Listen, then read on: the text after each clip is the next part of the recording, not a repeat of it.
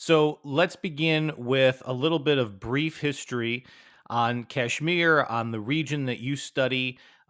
People certainly know what's in their history books, but give us a brief history of the region and how we got to where we are today.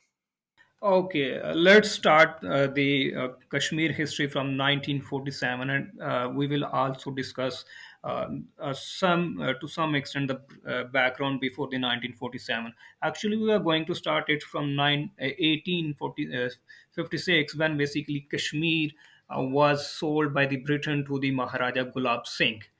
He was actually the ruler of Kashmir, and his next generation they were ruling the Kashmir till 1947. But the problem of Kashmir conflict was started in 1947 when the Britain they decided that they have to leave subcontinent, and then they have to give independence to India and Pakistan. So India and Pakistan they both got independence in August 1947, but their legal framework was finalized in June 1947, which is called June 3rd Plan. This is actually an independence plan, and according to this document, Britain's and the leadership of National Congress and Pakistan Muslim League, they actually decided and they agreed that the princely states, which were actually under the paramountcy of the Britons, that they will decide their future considering their religious, linguistic, uh, cultural, and economic linkages between the emerging India as well as the new dominion of Pakistan. So, according to this document, uh, Kashmir was a natural part of Pakistan because Kashmir at that time has the Muslim majority in the dominance, as well as Kashmir has cultural and linguistics as well as religious linkages with the new state of Pakistan.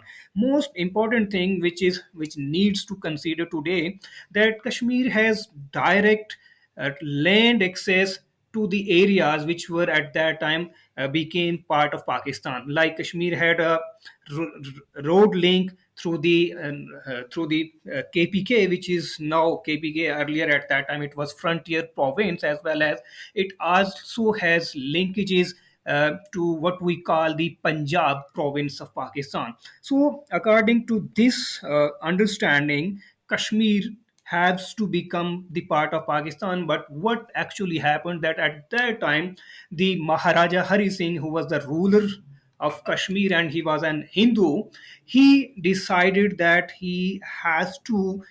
Actually, he was thinking that he has to remain an independent ruler of Kashmir, but India and its leadership they were actually persuading him to decide. At the another thing which was happening in his state, uh, that was a rebellion, or you can call it the local movement for liberation. This local movement was started in 1931, even before the liberation or independence of India and Pakistan, when the people of Poonch sector, or you can call it the Poonch division, they actually revolted against the oppressive regime of this Maharaja Hari Singh, and they started demanding their independence and their legal and inherent rights, right to self-determination, as well as right to free speech, right to dignified uh, uh, jobs and other things. So this actually further complicated the matters for Maharaja when those peoples were struggling to get the independence, as well as they also asked for help from the northwestern frontier province peoples who are dominating actually the Pathans. Those peoples they came for help to help these Kashmiris, and through this the first Indo-Pakistan war started. And ultimately, considering the tragic situation in the state of Jammu and Kashmir, Maharaja Hari Singh acceded the territory with India on 27th October 1947. And due to this conflict, Pakistan liberated one third part of the Kashmir state, and the two third went to under the control of India, which is now called the Jammu and Kashmir.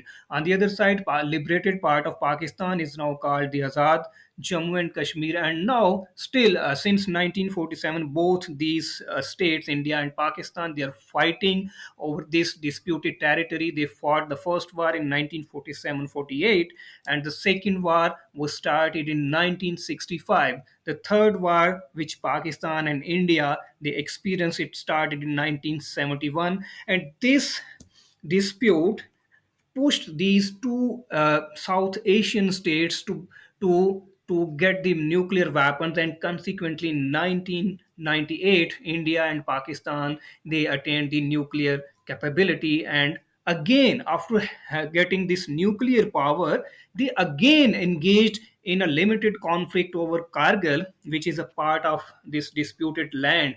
And we also experienced the high tension in 2001, 2, and 2007 and 2008. And this is the brief history that this conflict, this dispute, actually dragging these two neighbors and these two rivals, and they are fighting with each other to actually integrate this entire region in either state.